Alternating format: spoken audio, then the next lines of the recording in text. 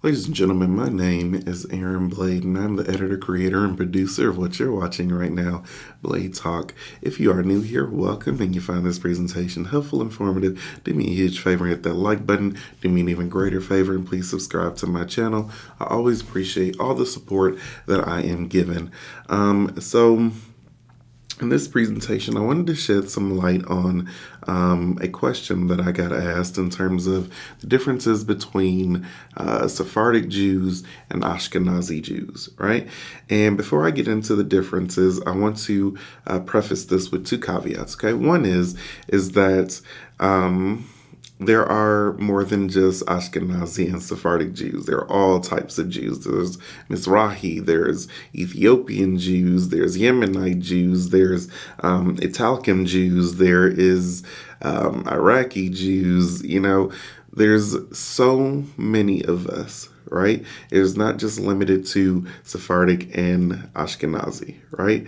The second caveat is that though there are different types of Jews, it is important to understand that we all have one God, one set of laws, one Torah, right? The traditions may vary just based on, the area that we essentially live in, right? Keep in mind that we were exiled, right? So, we were scattered among the earth and whatnot, and many of us adopted the traditions and whatnot that of the environment that surrounded us, right? So that being said, it's important to note that we all have the same God, the same Torah, the same laws, right? We are all the same. But in this presentation, I'm going to go over the differences between Ashkenazi and Sephardic Jews, okay? But again, we're all one. All right. So that being said, hit that intro and let's begin.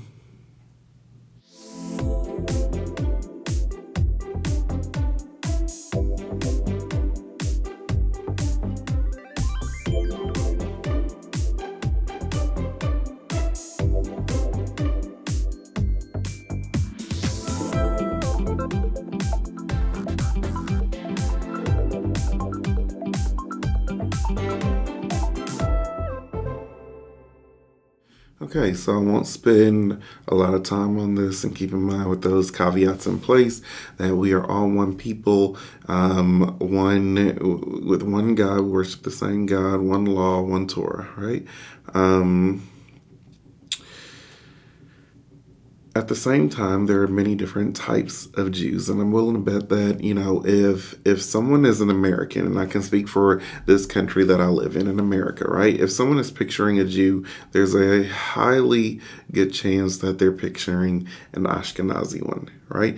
And that is because of roughly 7 million Jews in America today. Only about 500,000 are non-Ashkenazi. There may be Ethiopian Jews, there may be Yemenite Jews, there may be Sephardic Jews, but only about 500,000, right? And it makes sense because, many European Jews fled the anti-Semitism and the tension from Europe to come to America. You got to remember that America was the place that it encouraged religious freedom, right? So many people escaped persecution and the tension that was rising in Europe. My grandmother, for example, my great-grandmother Ruth, came here to escape the tension and whatnot from the European countries, which ultimately led to the Holocaust and whatnot, right?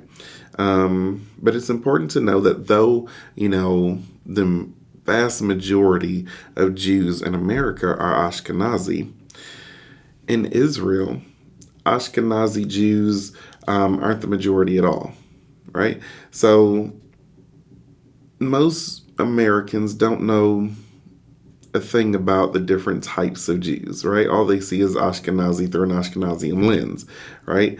But in this presentation, I'm going to shed light on Sephardic, the differences between Sephardic and Ashkenazi, right? It's important to note that Ashkenazi Jews come from Europe, right? Eastern Europe, Poland, France, Germany, right? They all fled, Europe to come to America, right? Sephardic Jews typically come from Spain, Portugal, right? So the differences go beyond just the color of our skin, right? The food that we eat, for example, if you're Jewish and you eat bagels and matzo ball soup, gefilte fish, right? There's a good chance that you're Ashkenazi, right? It comes from Europe, the cold winters of Europe and, whatnot, and bagels and matzo ball soup and whatnot. It's all warm and everything to keep you warm, in a colder climate and whatnot. So they're very Ashkenazi. If you eat adafina or shakshuka, there's a good chance that you are Sephardic, right? And that's because, these dishes come from warmer countries, right? And oftentimes may be more colorful, and a bit more spicy, right? I've had adafina before, and it was, I like the spices. I do like the spices in it. But both groups eat challah and cholent, but each may have their own look, right? Both groups keep kosher, although I will say that during Pesach it can get a little tricky, just because Ashkenazi Jews, both refrain from eating bread, but Ashkenazi Jews, typically we don't eat kitniot. So these are things like beans and corn and buckwheat and whatnot, right? So the dishes at a Seder could be completely different, right? That's one of the differences between Ashkenazi and Sephardic. The second difference would be in the prayers and music, right? So the words are usually the same, but the melodies are quite different, right? Take a look at an Ashkenazi prayer compared to a Sephardic one. Israel, Hashem Elokeinu. Shema Israel.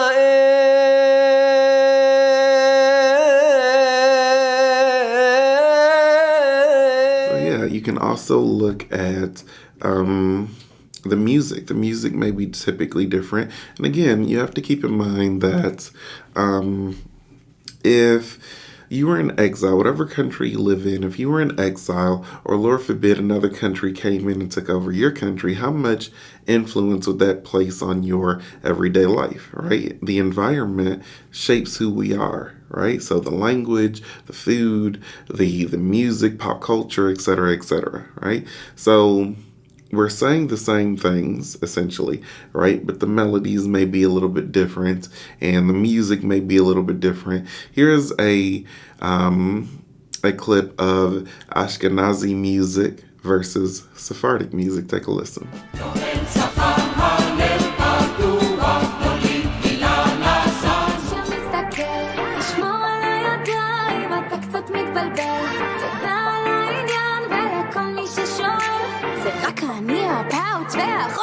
So the next difference kind of builds on that, and it is the language, right? Ashkenazi Jews typically speak Yiddish, and that is roughly a combination between German and Hebrew, right? And Sephardic Jews combine Spanish with Hebrew, right? So there are elements of Hebrew in both. So if an Ashkenazi Jew was listening to a Sephardic Jew, they get bits and pieces just because of the Hebrew that would essentially stick out, right? The next difference has to do with the traditions, right? So they share, again, a lot of the same laws and whatnot. We have one Torah, but the traditions may be different. For example, Sephardic Jews will typically name a child after someone who is living, like a relative that is currently living, right? While Ashkenazi Jews will name a child after someone who has passed on, right? Another one, at weddings, only Sephardic brides typically get henna, right?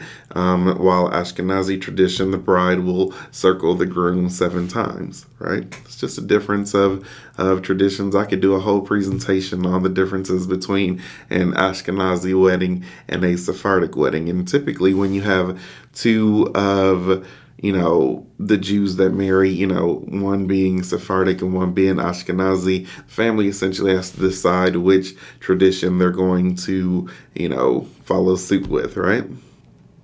And then lastly, one of the big differences has to do with the movements, right? So it is important to note that the concept of different movements such as Orthodox, Conservative, Reform, they only exist in Ashkenazi, right?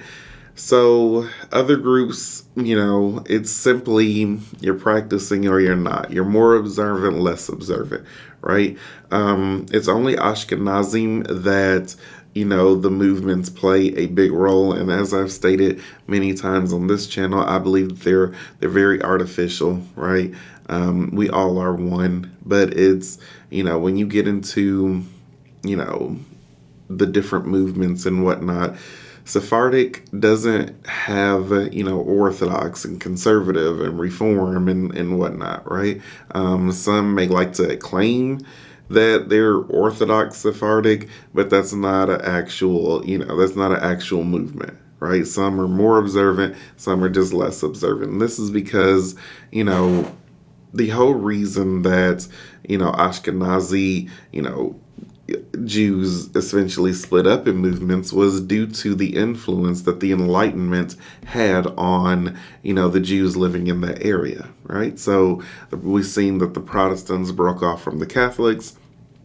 And so the Reform Jews being influenced by that, broke away from traditional Judaism. And in response to Reform breaking off, Orthodox, essentially hunkered down tighter and made, and really emphasized tradition more than it ever had been previously. So, it's all based off of that influence. In Sephardic communities in places like Portugal and Spain, that was basically ruled by, a lot of Muslims at the time. There was no such split and whatnot. There was no such thing as, that they didn't have this reference point to basically influence them, right? So Sephardic had no such, influence in living in Muslim-controlled countries. So, again, when Protestants broke away from Catholicism, that led to Ashkenazi Jews, they started questioning things and whatnot, and the Reform broke off. The Orthodox got more strict, and then later the Conservative broke off from the Reform and, tried to reestablish an idea of modern Orthodoxy, and then that became a little bit more liberal, and, there was a whole, division and whatnot, a difference of interpretation of the laws and whatnot. But at the end of the day, like I said, I say that they're all artificial. You're either, some are more observant, less observant. Some are practicing, some are not practicing, right? But at the end of the day, it is important, again, to keep in mind that we are all the same. We are shaped by the environment, right? So, at some point we have to deal with the outside world, right? We have to deal with the world that is around us. And sometimes, it can influence in the way that we talk. You take someone that develops an accent from another country or what have you, but at the end of the day, we're all the same. We all have one God, one mission, one Torah, and, to me, I think that is beautiful that we have so many different types of Jews and whatnot, but yet we have our own heritage and culture and nation. Again, we're just influenced by the outside world. So That being said, that's all I have for you today. I hope I explained the differences between Ashkenazi and Sephardic Jews. It's basically, it just boils down to tradition. There is no different Torah that they read, or, whatever the case may be. It's just, difference in dialect, difference in food, difference in, some traditions, right?